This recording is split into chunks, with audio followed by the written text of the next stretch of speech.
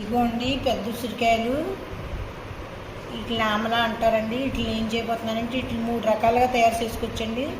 ఒకటి ఉసిరికాయ పచ్చడి, ఉసిరికాయ ఆవకాయ, ఆ తర్వాత ఉసిరికాయలు ఉప్పులు వేసండి. మన బీహార్ కేసు నార్త్ కేసు ఎక్కువ అమ్ముతారండి.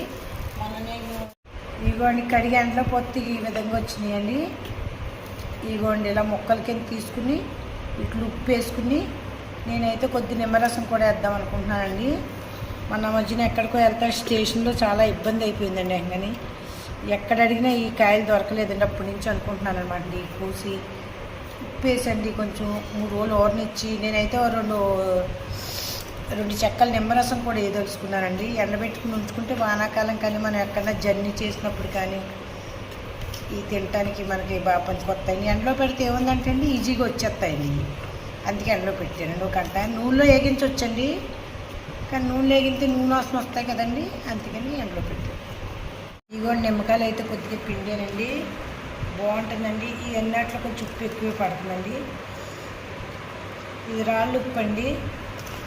ఏదైనా ఒక వస్తువు వద్దన్నారంటే ఏదో లోపం ఉంటేనే వద్దంటారని మనం కూడా ఆలోచించాలండి. ఇదిగోండి కడిపేసి 3 రోజులు ఓరనిచ్చి తర్వాత ఎండలో పెట్టుకున్నామండి. అయిపోయిందండి.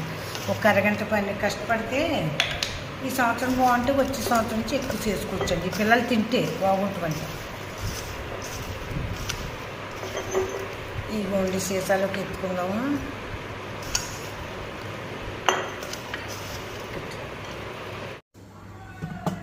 ఇదిగోండి ఉసిరికాయ ముక్కలు ఉప్పులు వేసుకున్నాం కదండి. 3 రోజుల తర్వాత తీస్తున్నామండి. ఊరబెడదామండి. ఇదిగోండి ఎండలో పెట్టుకుందాం కొంచెం. వీటిని నిమ్మకాయ ఉసిరికాయ ముక్కలు వేసాం కదండి. ఉప్పులని ఎండలో పెడదామండి. ఎండితే ఒక చోట స్టోర్ చేసుకుంటే వానాకాలం కానీ ఎక్కడికైనా జర్నీలు వెళ్ళినప్పుడు తినడానికి బాగుంటాయండి. ట్రైన్ కానీ కూర్చుంటే వాంతులు బొమిటింగ్లు అవి వస్తాయి కదండి, అవి తింటే బాగుంటాయండి. ఇదిగోండి పెద్ద ఉసిరికాయలు అయితే ఫైనల్గా తయారైపోయినాయండి. వేసుకుంటే నోట్లో చాలా ఉప్పుగా బాగున్నాయండి. ఇదిగోండి ఏదో అనుకుంటున్నారేమోనండి, ఇది మనం చిన్నప్పుడు తినేవాళ్ళని చూసారా అండి, పాంచనామలా. ఆంధ్ర వాళ్ళకైతే బాగా తెలుస్తుందండి. నేను ఫస్ట్ ఏదో అనుకున్నాను, తర్వాత తిన్నాక అర్థమైంది పాంచనామలా అని.